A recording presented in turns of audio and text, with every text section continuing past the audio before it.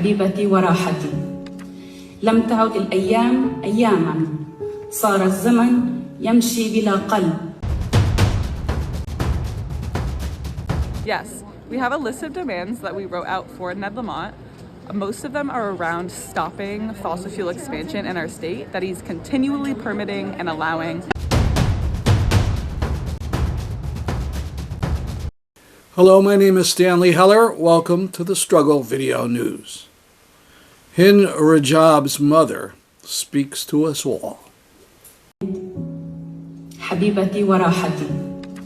لم تعد الأيام أياما، صار الزمن يمشي بلا قلب. تبحث في الصمت عن صوت ابنتها. فقدت ابنتي وكأن العالم كله فقد لونه. رحلت ولكن صوتها لا يزال يوقظني كل فجر.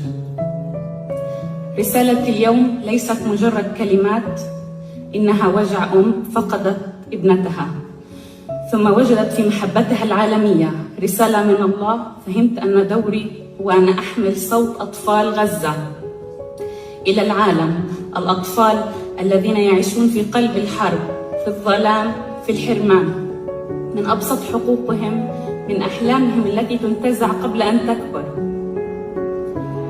فقدت ابنتي حبيبتي وراحتي، لكنني لم أفقد إنسانيتي ورسالتي. لهذا أقف أمامكم اليوم لأكون صوتهم حين يفنق صوتهم، ولأقول للعالم: أنقذوا طفولة غزة قبل أن ينطفئ آخر نور فيها.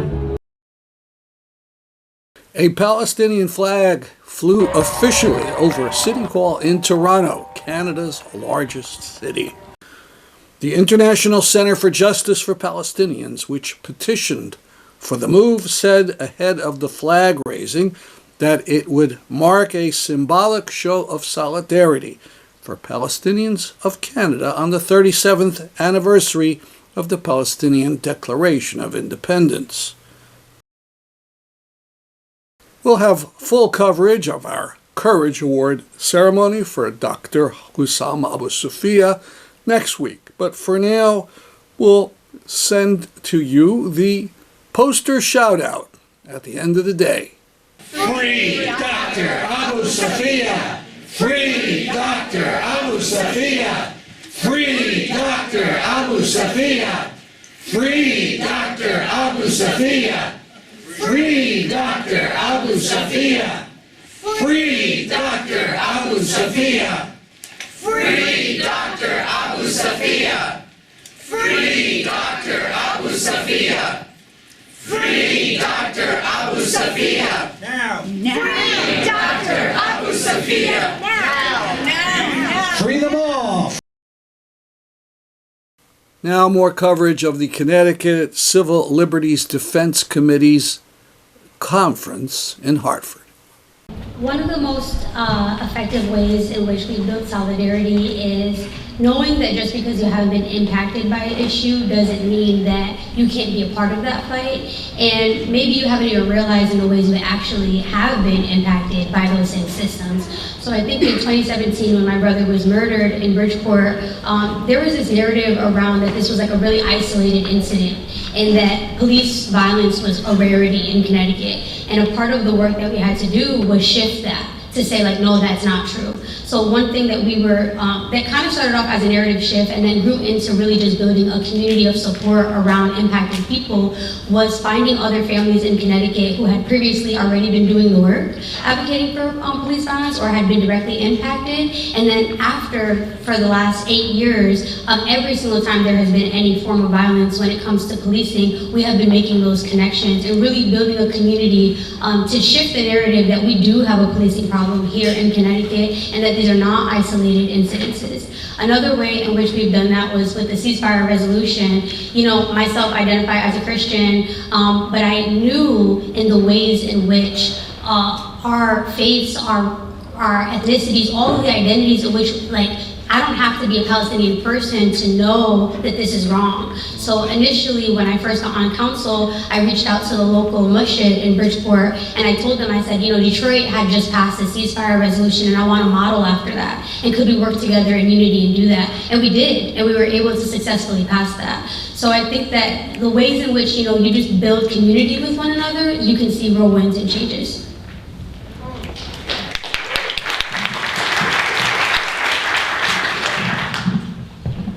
That's a great question.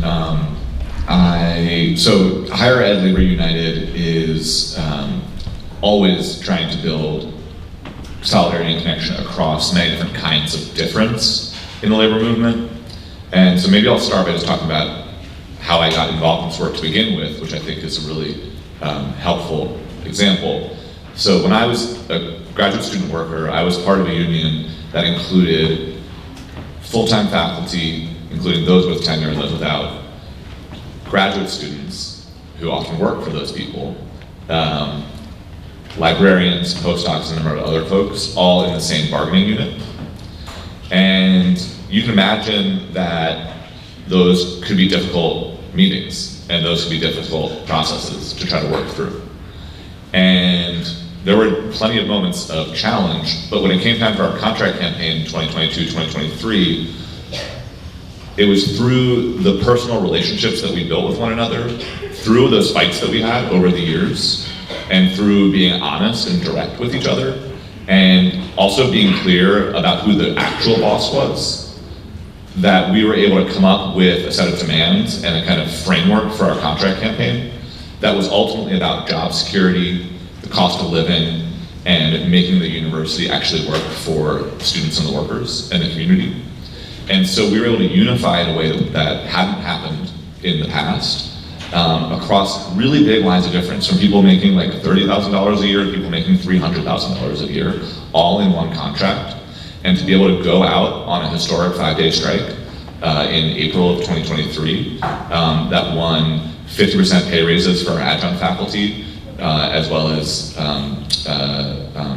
opportunities for job security that they had never had in the past. Won 33% wage increases for our graduate student workers, as well as 5-year funding guarantees and a number of other things. So we really did win substantial victories that on our own as individuals, as whether it's the adjunct faculty or the grads, we never would have won, ever. And that's how we got the nation's best, strongest grad contracts. It's how we made historic victories for our part-time lecturers, and it's really, for me, been the model that I've taken with me into organizing since then. And so HELU, which we actually founded in 2021, but have really been building in the past, I would say, year and a half to 2 years, is really trying to build off of not just those experiences at Rutgers, but those experiences that folks are having all across the labor movement, especially in higher ed, and trying to recognize the fact that we have a really massive organized workforce. Almost 750,000 people are organized in higher education. By American standards, that's a lot. That's about 15 or 16% of the workforce, which relatively high density in this country. But we're divided across 13 different national unions, divided across all sorts of job category lines in ways that have us often pitted against one another or not talking to one another, whether that's because of tensions between unions or tensions between workers on the shop floor. And so what we try to do in HELU is really try to take those lessons from the ground up of recognizing that we do really have one boss in the end. We do have a shared boss. We do have a shared struggle, and try to bring people together. And sometimes through really difficult conversations and difficult fights internally to unify around a shared program. And that, I think I'll say more about that in the kind of next, to the next question that you're going to ask. But I think for the second question you asked about how do we building solidarity across different kind of organizations or sectors in a kind of larger coalition.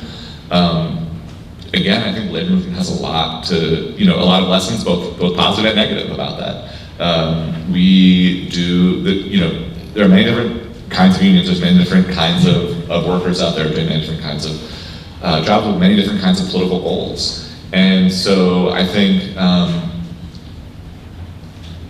it's hard work, but it's actually fundamentally the same thing, which is like one-on-one, building one-on-one relationship in a structured campaign setting that is leading towards a shared goal. And it's by slowly doing that work that we're able to kind of build those solidarities over time. And I think like right now, there's some really exciting work that we're involved in to build solidarity across the worker and student divide.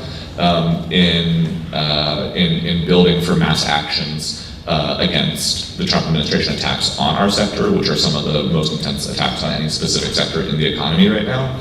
And so we are slowly building. This fall has been kind of a test run, and then we're really looking to next semester to kind of build a national student and worker movement that can culminate in mass May Day actions for the future of our sector. And so I think that's really exciting. It's not done yet, but I think we're trying to demonstrate every day that it's possible to build a coalition between two groups of people who might not normally work together or see themselves even as allies. Thank you. So, Yvette and Juan, same question to both of you. Lessons learned building solidarity within your movement and building solidarity across the movement. Well, I learned that every worker's fight is my fight, right? And so, coming out of UPS, I was a part-timer for 14 years out of the airport in Atlanta. And sometimes, the smaller groups, as we appear to be, don't feel like we hold power.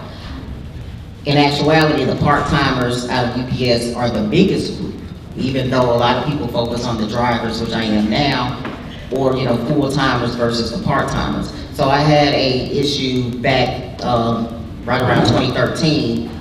One of our members wanted to retire, found out she didn't have enough hours to retire, and when I looked into it more, I realized that our contract was lacking because we had members in another part of Georgia at another airport, smaller airport, that did not have guaranteed hours like everybody else did. So whatever they worked, that's all they got paid. If they worked an hour, that's it. Anybody else had 3-hour guarantee, 3.5-hour guarantees as part-timers, depending on where they were. And so we decided, hey, let me go ahead and file this grievance, right? So I did a group grievance with the members out of my location on the morning and the evening shift, and let the brothers and sisters know down in the other location, hey, we're doing this for you guys, because now we realize there's an issue. So filed the grievance, and that grievance actually changed the pension language for every UPSer from then in 2013, because it changed the National Master Agreement for UPS. So all 135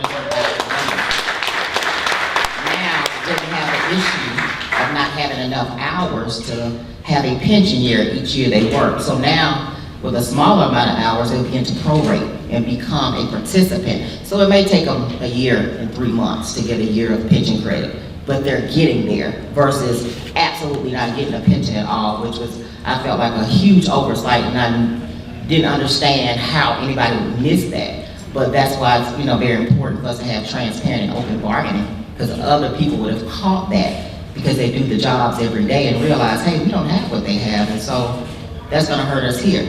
And so that was a big lesson for me to now know that we have to work with so many others in order to get things done. Sometimes we feel like we're not big enough to do it, but working in solidarity, I found with other social community groups and even other unions has helped me just in my labor of love over the years, because whatever you do when they have an issue going on, if you show up for them, they will also show up for you. There's always somebody going through some type of issues that may, like you say, not directly affect you at that moment, but maybe somebody else it may affect. Coming together helps us to create and get so many ideas to make a better life for workers. And if we don't do that community effort, if we don't get together and work in solidarity, we're doing ourselves a disservice. On November 17th, there was a sit-in at the Capitol in Hartford, Connecticut, about Governor Lamont's policies about climate. A group that called itself Don't Destroy Our Future walked up to his office, and 9 sat in. They said they would stay there until the governor met with them and approved far-reaching policies to deal with greenhouse gases and pollution. You should start singing. Oh, and Alfred went. Rise up till it's fun. We're gonna rise up till it's fun. We're gonna rise up till it's fun.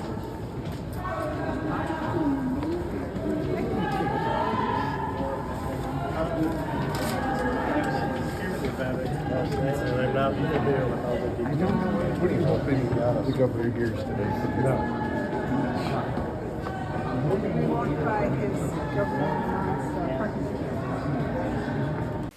I talked to the group's spokesperson. So if you all are able to meet with the governor, what is it that you want to insist that he do? Yes, we have a list of demands that we wrote out for Ned Lamont. Most of them are around stopping fossil fuel expansion in our state that he's continually permitting and allowing, as well as investing in energy efficiency and low-income housing, and stopping the expansion of fossil fuels in our state capital, Hartford, where we are today. Let me get your name before we go on. Yes, I'm Sydney. I'm an organizer with Sunrise New Haven, which is a youth-led climate movement chapter in New Haven. And what are some of the specific fossil fuel things that he's expanded? Yes, so two examples are one, there's the Brookfield compressor station, which is a piece of fossil fuel infrastructure in Brookfield, which is really close to a school. So there is huge concerns around air pollution, especially for our young people. And also the Capital Area Systems is a fossil fuel project, or fossil fuel infrastructure in Hartford that the administration, Ned Lamont's administration, had the opportunity to transition to clean energy, and instead he decided to lock us into decades more of fossil fuel infrastructure by just replacing old boilers and fossil fuel infrastructure with new ones, which is unacceptable. And I understand there's a concern about pipelines. Yes. So recently, Ned Lamont met with someone from the Trump's administration and came out of that meeting saying that we should expand gas pipelines in our state and in the Northeast, which is, again, is unacceptable and is not in line with where Connecticut needs to go to decrease the emissions in our state and address climate change. And we're calling on Ned Lamont to be like, hey, you need to stop doing that. Like, if you say you're a leader in Connecticut, if you say you're a Democrat, and then you're coming out of a meeting with Trump saying you're pro-gas, that's not who we want to be leading us in this state. And besides the things you don't want, you talk about housing? Yes. So there was another call to be investing in in energy efficiency and clean energy solutions in affordable housing. So that's a priority for our group, for Ned Lamont to address. Thank you very much. Some sat in and others were outside the office. Little light of mine, I'm gonna let it shine, let it shine, let it shine, let it shine. This little planet of mine, we're gonna let it shine. This little planet of ours, we're gonna let it shine. Please refrain from chanting or singing in the Capitol. Please refrain from chanting or singing. We're gonna let it shine, let it shine, let it shine, let it shine. The future of the youth, the future of the youth. We're gonna let it shine. The future. A policeman declared this an unlawful assembly. Right now, this assembly is determined to be an unlawful assembly. If you remain here, there's a possibility that you will be arrested. What I need everybody to do is walk down the stairs and proceed to go outside the door over here on the west side where you probably came in through the door. If you remain here, again, the likelihood is that you will be placed under arrest. I did several interviews. So you're attending this protest as an observer. If you could identify yourself. Hi, my name is Adrienne Huck, and I'm the co-founder of the New Haven Climate Movement Youth Action Team in New Haven, Connecticut. So what are some of your concerns about climate? Well, I have a lot of concerns about climate, but a lot of it comes from just a really rooted care for my community and future generations and for the global south. And I think that climate change is a huge disaster that's impacting people right now, and we in the global north overall have a responsibility to act and to push our institutions and governments to rapidly decrease emissions and work towards a more sustainable future, because the world and young people really depend on it, and of course our natural world, ecosystems, animals, all of that. I understand there's a new report talking about money costs to young people in years ahead. Could you talk about that? Yeah, so New Haven Climate Movement saw through a recent University of California, Berkeley study that a child born in 2024, so a current baby, will be facing $500,000 more in costs over their lifetime related to climate disruption. So that might look like increased costs for their food or insurance rates for their future home, just incurred costs over time because of climate disruptions and the overall, disruptions that it will cause to food systems, to the housing market, to affordability overall. It's just really unfortunate and sad, and of course preventable, that we are dumping so much on young people and future generations and making life even more affordable and creating even more social and political unrest. And what are some of the actions that the New Haven climate movement has done in recent times? Yeah, so we have had many policy successes over the last 6 to 7 years, which I'm very proud of.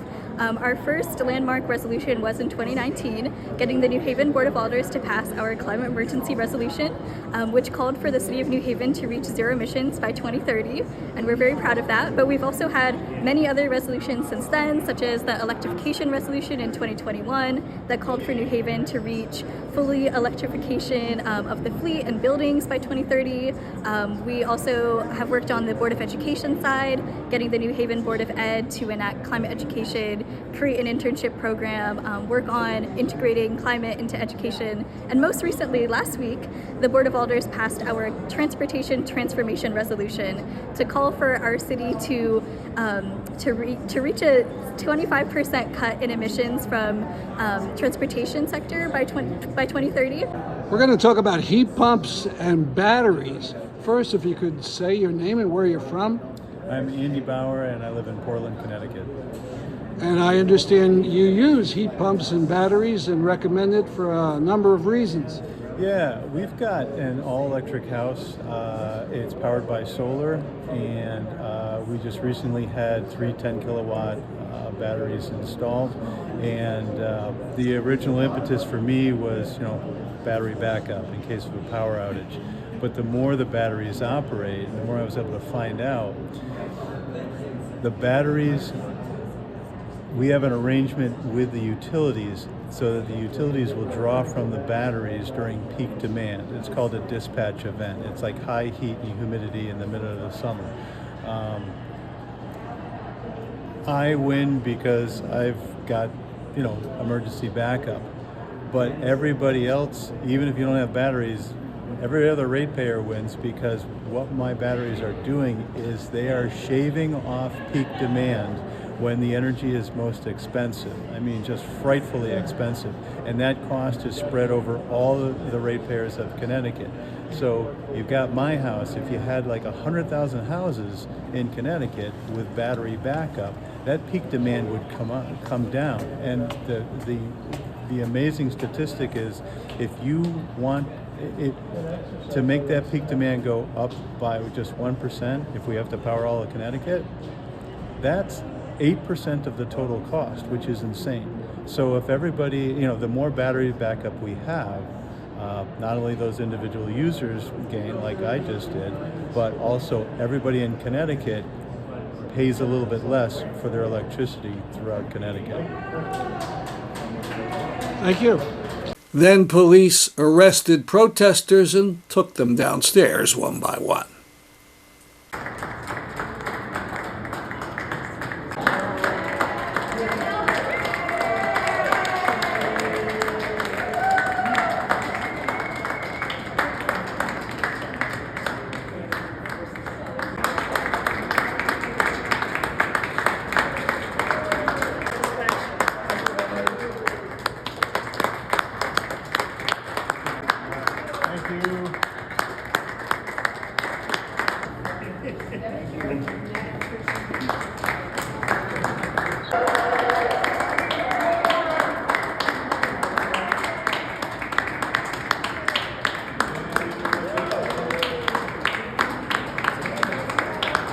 They were all then released on promise to appear. I interviewed one of the protesters who had been arrested. Climate love! Climate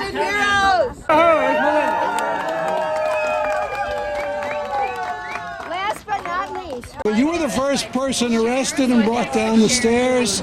What is your big climate issues?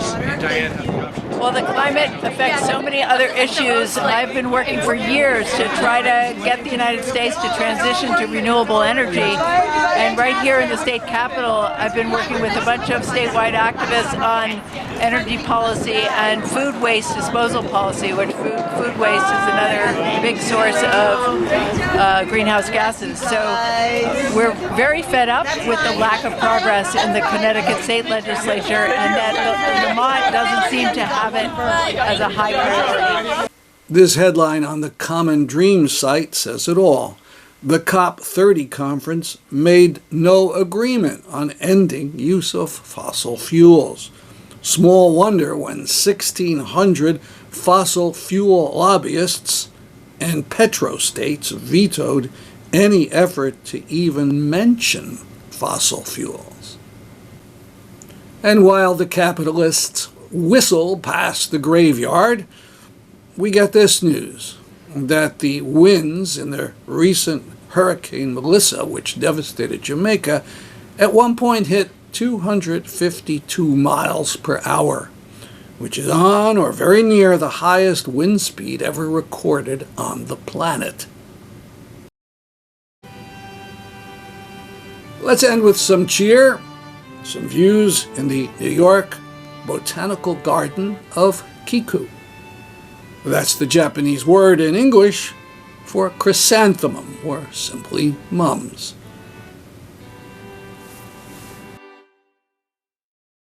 That's our program for today. I'm Stanley Heller for the Struggle Video News.